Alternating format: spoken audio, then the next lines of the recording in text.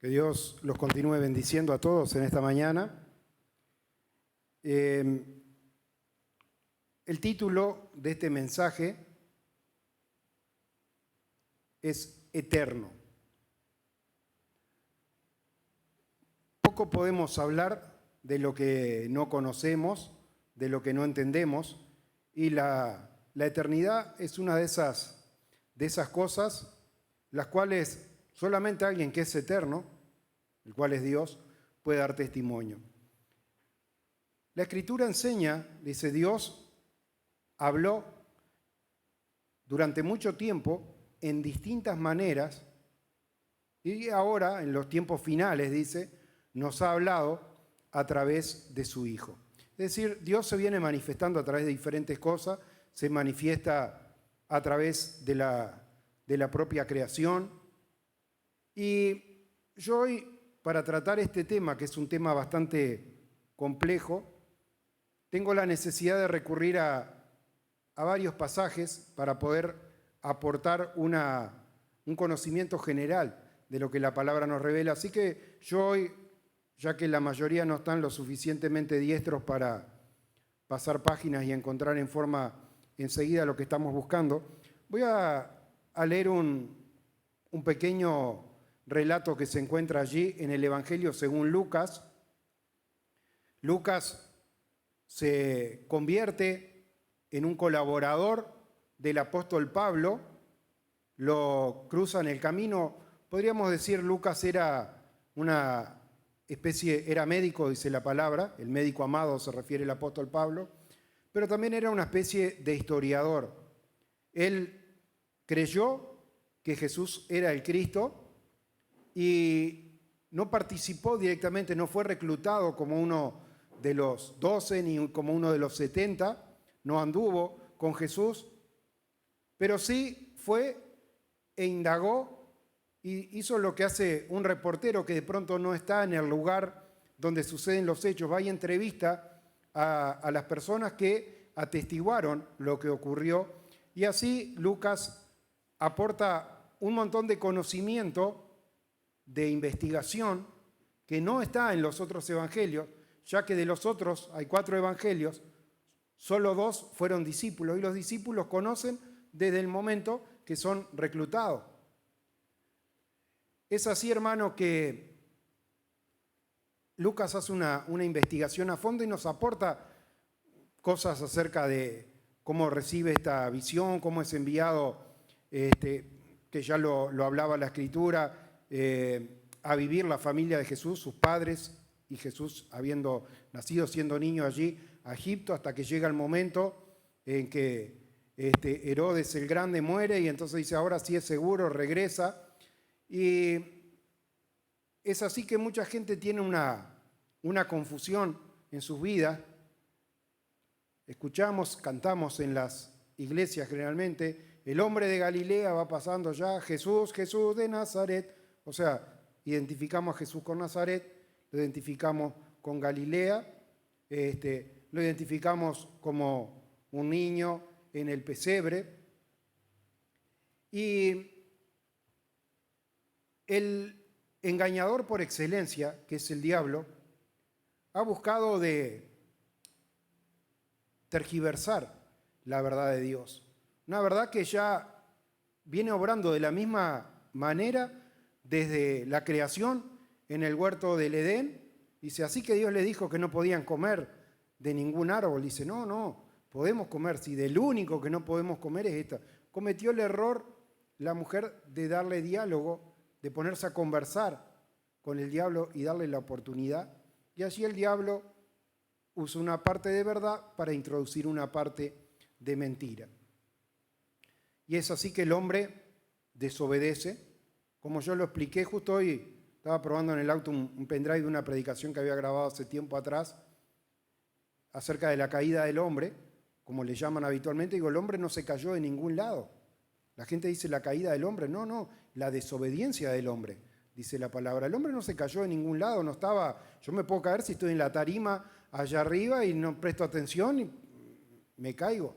El hombre no cayó de ningún lado, el hombre desobedeció.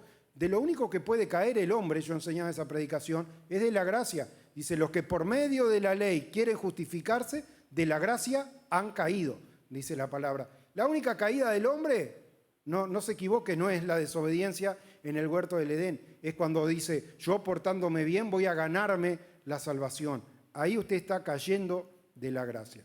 Ahora, vuelvo al tema que nos ocupa. Lucas entonces hace una investigación y nos relata, por ejemplo, del anuncio a los pastores que estaban en el campo. ¿Qué había ocurrido? Previo al nacimiento de Jesús había salido un edicto donde cada persona tenía que ir al lugar, como cuando hay elecciones, vamos a decirlo así. Cuando hay elecciones, si usted, por ejemplo, tiene la credencial hecha en el departamento de Colonia y vive en Maldonado, cuando llega la época de elección tiene que mudarse, tiene que venir a Colonia para poder votar. Bueno, había salido un edicto que cada uno en el lugar donde estaba empadronado tenía que ir y presentarse. Entonces, los padres de Jesús, que aún no había nacido, tienen que viajar, ir hasta Belén. Por eso es que ocurre esto, también para que se cumpliera la escritura. Ese edicto, hermano, responde al cumplimiento de una palabra profética que acerca de tú, Belén Efrata, no eres la más pequeña entre las ciudades, porque de ti saldrá un guiador que apacentará a las naciones, etcétera, etcétera. Una profecía que Dios hablaba. Pero es así que se encuentran en Belén. Belén y Jerusalén no es lo mismo. Suenan parecidos, pero no es lo mismo. Entonces, la señal que le da a estos pastores es que hoy os ha nacido el Salvador. El anuncio está en el capítulo 2 de Lucas, después usted lo estudia. Y dice, esto les será por señal, van a encontrar al niño acostado en un pesebre. Y entonces reciben estas noticias de gran gozo, como dice la palabra, y van allí respondiendo al anuncio de este ángel, era un ángel, y en ese momento, cuando encuentran al niño, aparecen un montón de huestes espirituales, hosana en las alturas, etcétera, etcétera, glorificando al nombre de Dios, y luego desaparecen en el cielo, dice la palabra, para parafrasearle un poco esto. Ahora, les era necesario, según lo estipulaba los mandatos que Dios había traído a través de su siervo Moisés, que se presentaran al octavo día con una ofrenda en Jerusalén. Y eso es lo que ocurre, Lucas 2:24. Atiéndame, es lo importante, yo se lo leo, después usted, como esta predicación la grabamos, puede ir y chequear cada uno de los pasajes.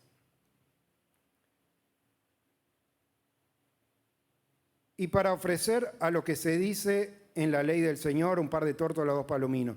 Y aquí había en Jerusalén un hombre llamado Simeón, y este hombre justo y piadoso esperaba la consolación de Israel, y el Espíritu Santo estaba sobre él. Y le había sido revelado, había un anciano entonces que vivía en Jerusalén, que había recibido una revelación de Dios de que él no se iba a morir sin que sus ojos pudiesen contemplar al Salvador. Y le había sido revelado por el Espíritu Santo que no vería la muerte antes que viese al ungido del Señor.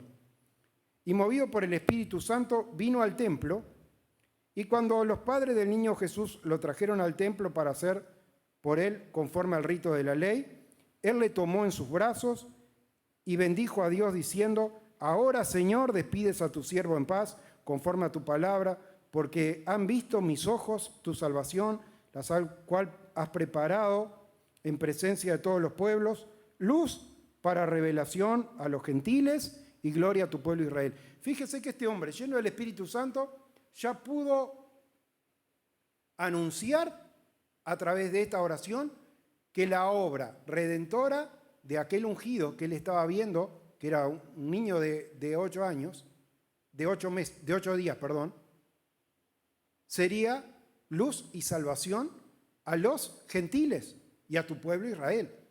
Así que ya estaba anunciando, hermano, 30 y pico de años antes de que Jesús anunciara su ministerio, y le dijera a los discípulos, vayan por todo el mundo y anuncie en el Evangelio, ya el Espíritu Santo estaba revelando a través de esta palabra que esa salvación se haría extensiva a nosotros que no somos israelitas y por lo tanto somos gentiles. Pero lo importante, hermano, está en el versículo 27 que dice, vino al templo, esto ocurre en Jerusalén, entonces, o sea que viajaron desde Belén hasta Jerusalén y allí en el templo, dice, los padres del niño Jesús. Yo quiero que usted mantenga esto en mente porque, como le dije, el título de la palabra es eterno y hablamos acerca de un niño. Hoy, hermano, como el diablo se ha encargado de tergiversar las verdades y a lo que es bueno, hermano, sembrar allí junto al trigo la cizaña. Y así, hermano, con festividades en fechas que no corresponden a la verdad, allí buscan y dice, estamos adorando a Dios. ¿Y de qué manera? De una manera que desagrada a Dios en medio de peleas, en medio de excesos de comida, en medio de borracheras, en medio de un montón de cosas que son desagradables a Dios. Pero hay una realidad. Jesús fue niño. Jesús tuvo 12 años también y estuvo allí hablando y exponiendo ciertas verdades, intercambiando palabras con los doctores de la ley que estaban allí cuando iban en la fiesta cada año a anunciar la palabra.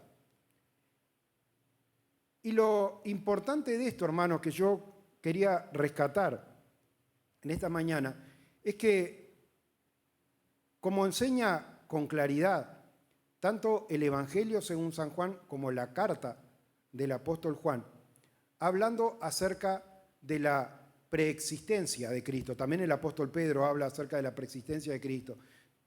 Y nos dice, en el principio era el verbo es el que lleva la palabra, y el verbo era con Dios, y el verbo era Dios, todas las cosas fueron hechas por medio de él, por medio de él subsisten, etcétera, etcétera.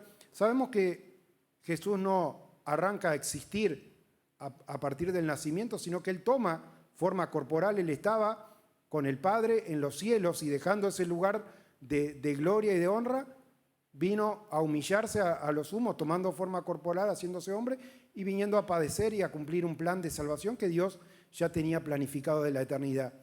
Y en la antigüedad, Dios se fue manifestando a distintas personas de diferente manera. Lo que yo quiero que usted entienda es que ninguno de los que estamos acá somos eternos.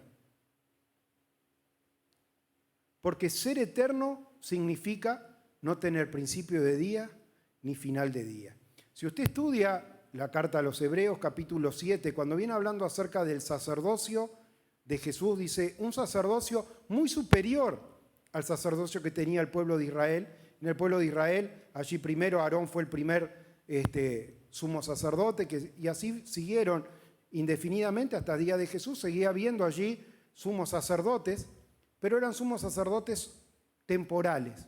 Como todo hombre, tenían un ciclo de vida, una edad a la cual entraban a servir en el templo y un tiempo que también les tocaba morir y que otro debía tomar su oficio y continuar con esa tarea, porque eran hombres que tenían fecha de caducidad, que todos ellos morían. Pero dice, he aquí Dios ahora nos ha dotado, la carta a los Hebreos capítulo 7, de un sumo sacerdote muy superior a los demás, porque es un sumo sacerdote que primeramente vive para siempre.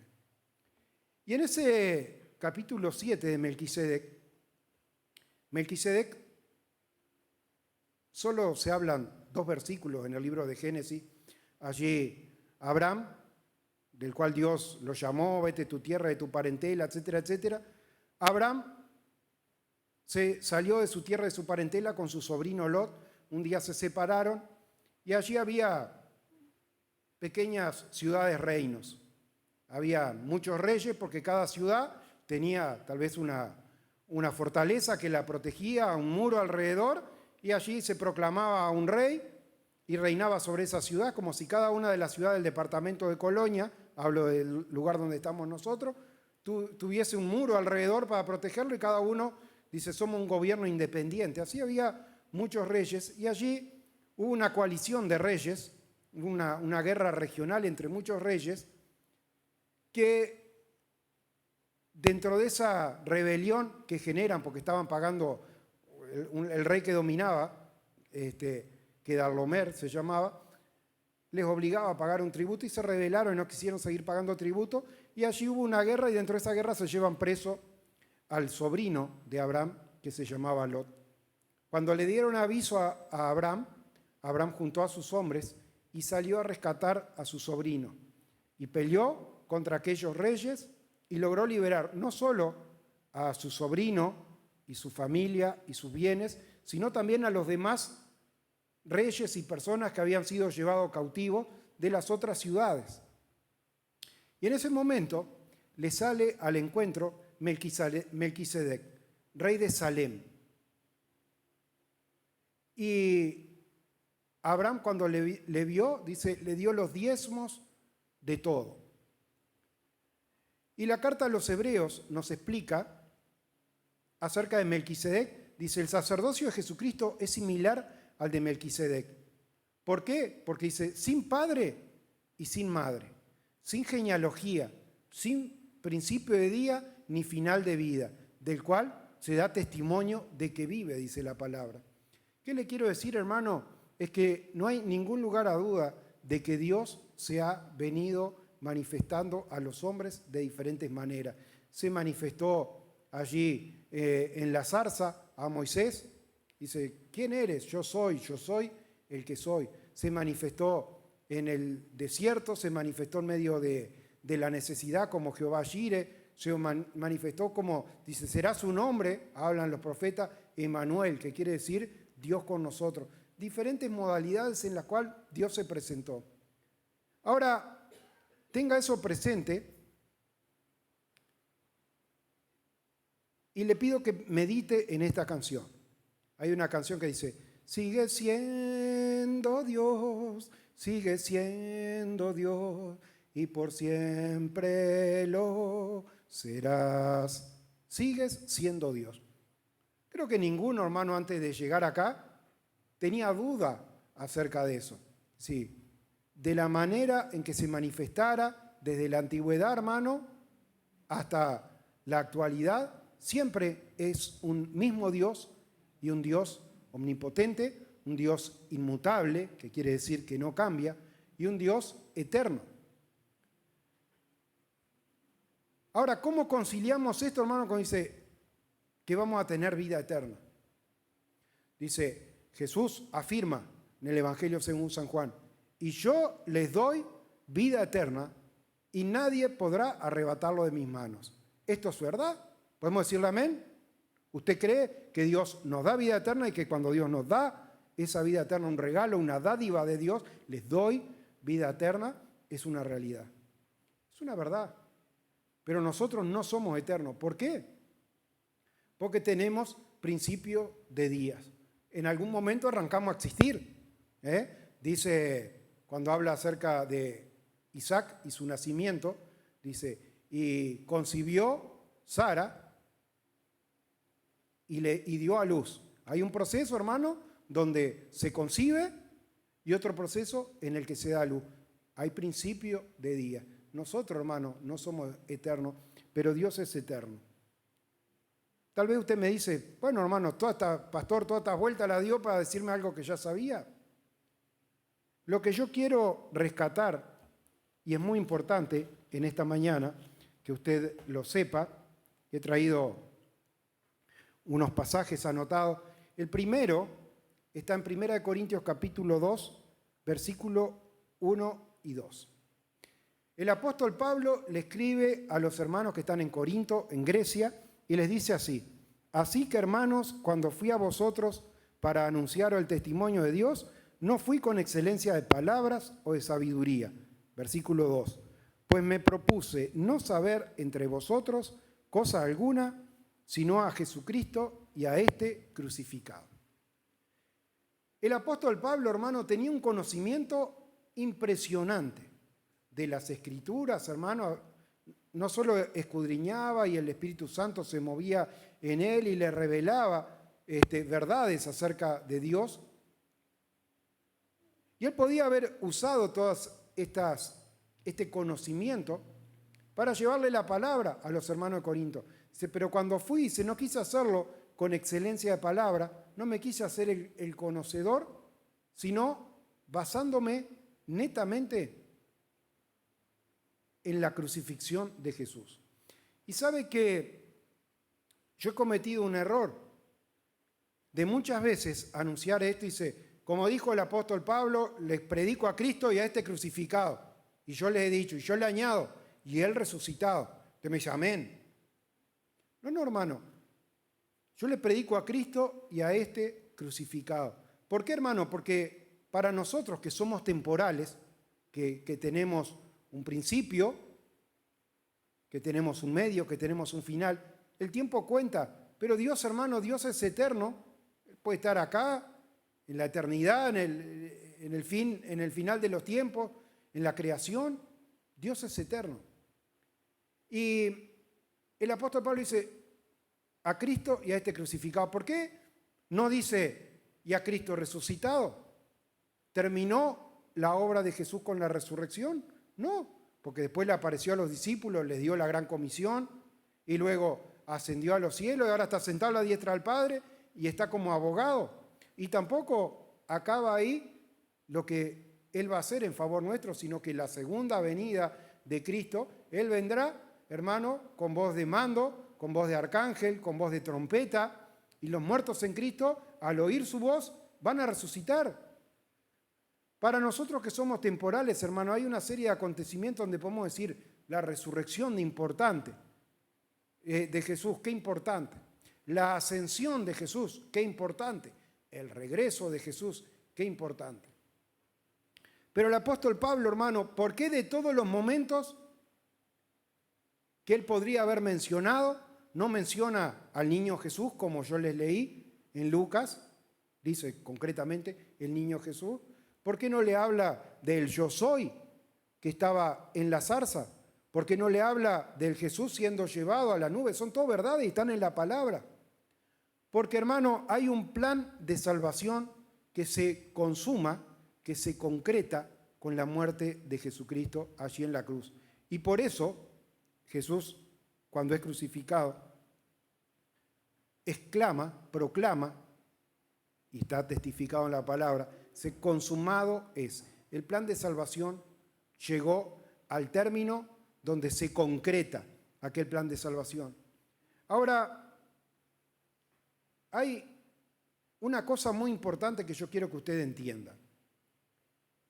Pedro, el apóstol Pedro,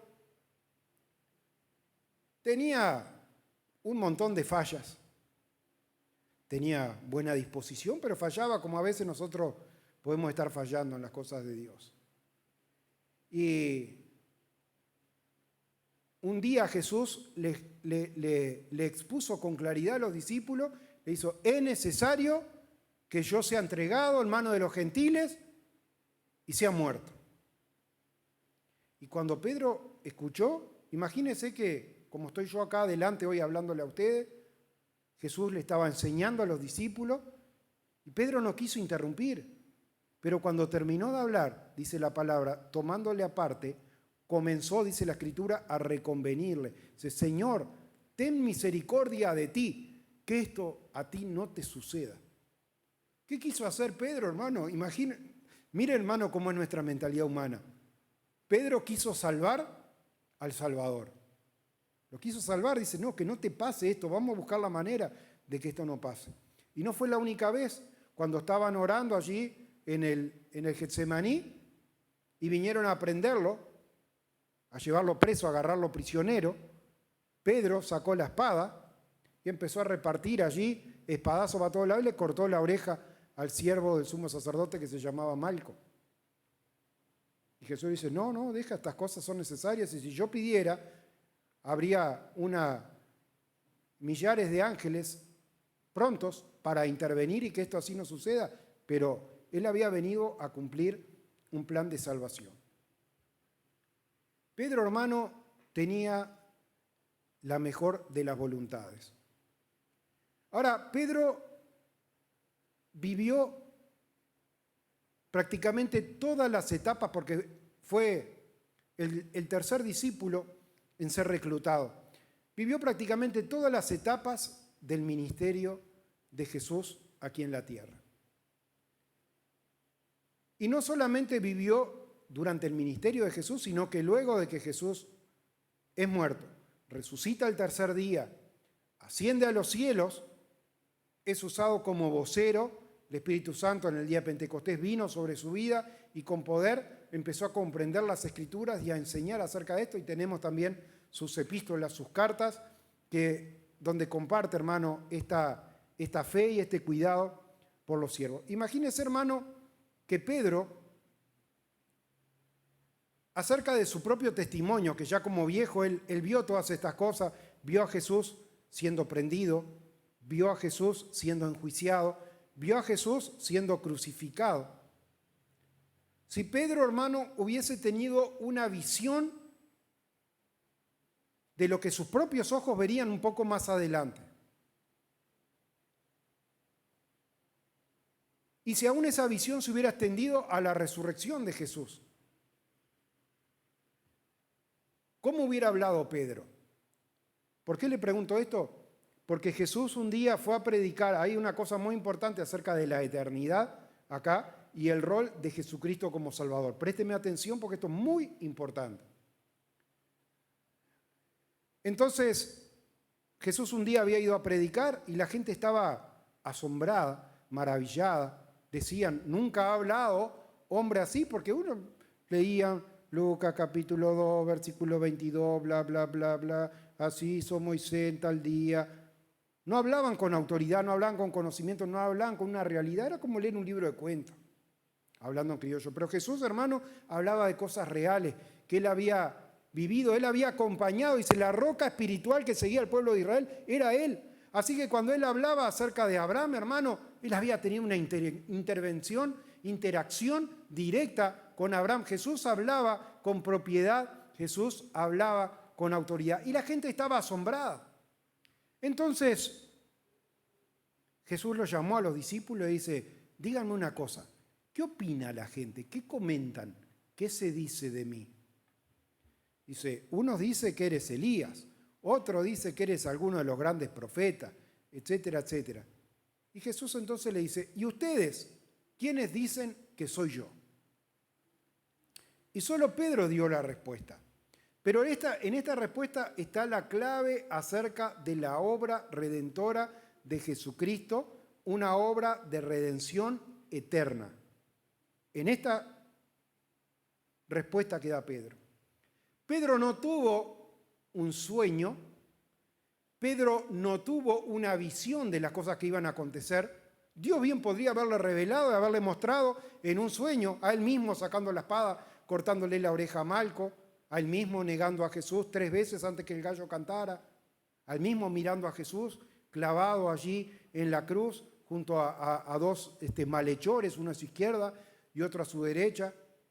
Podría haberle mostrado en una visión, en una revelación, a él mismo yendo al sepulcro el primer día de la semana y hallando que la piedra había sido removida y que Jesús había resucitado, y luego encontrándolo cuando estaban reunidos allí con la habitación cerrada, y Jesús pasó a través de la pared o de la puerta o lo que sea con la habitación cerrada y se puso en medio de ellos y dijo, paz a vosotros. Dios le podía haber mostrado estas cosas, y si Dios le hubiese mostrado las cosas que Pedro sabía, ¿sabe qué hubiera dicho Pedro? Pedro hubiera dicho, tú eres Jesús y tú serás el Salvador. Tú serás el Salvador. ¿Por qué, hermano? Porque nosotros somos gente temporales y de esa manera pensamos y de esa manera hablamos. Pero Pedro no dijo, tú serás el Salvador. Le dijo, tú eres el Cristo, el Hijo del Dios viviente. Y Cristo quiere decir Salvador.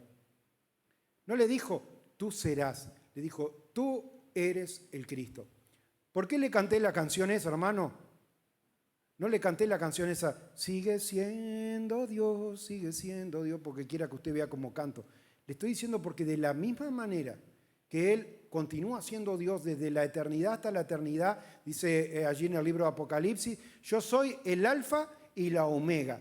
En español, para nosotros que tenemos el abecedario somos la A. Dice, yo soy la A y soy la Z, soy el primero y soy el último, el principio y el fin, el que es, el que era y el que ha de venir, el que estuvo muerto y el que vive.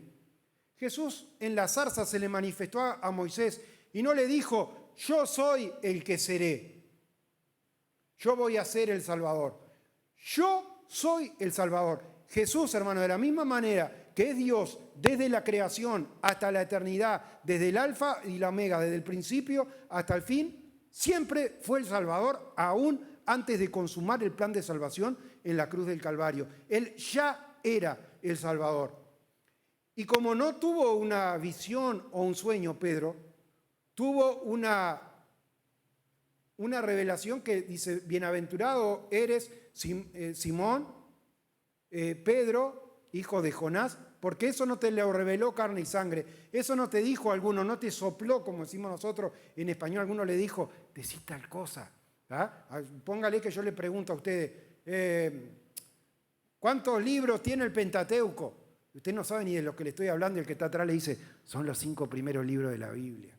No es algo que alguien le sopló, no es un conocimiento humano que otro le retransmitió, sino una revelación directa de Dios. Y esa revelación directa de Dios, ¿qué era? Esa revelación directa de Dios, ¿en qué consistía? ¿Qué decía? Tú eres el Cristo, tú eres el Salvador.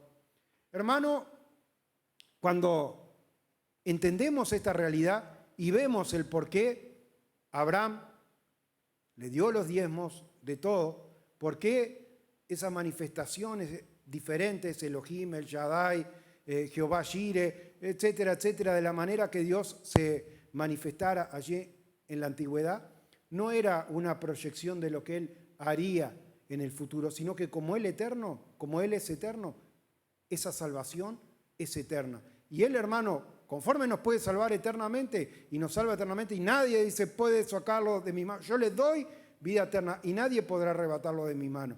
Pero Él, hermano, no comienza siendo el Salvador a partir de su sacrificio allí en la cruz. Él ya era el Salvador de ese mundo. Consumó una parte del plan, hermano, como un plan que sigue desarrollándose porque dice, hasta ahora mi Padre trabaja y yo trabajo, dice Jesús. Y Jesús no se fue a echarse una siesta con el Padre. No, dice, yo me voy a preparar morada para que donde yo estoy, vosotros también estéis. Así que, hermano, hoy lo dejo con esta palabra, con este conocimiento, con esta realidad que yo fue esta semana estudiando la palabra que me alcancé a dar cuenta de que el Salvador, Cristo, que es Salvador, fue Salvador siempre, hermano, aún antes de ofrecer su vida en la cruz del Calvario. Que Dios los bendiga a todos.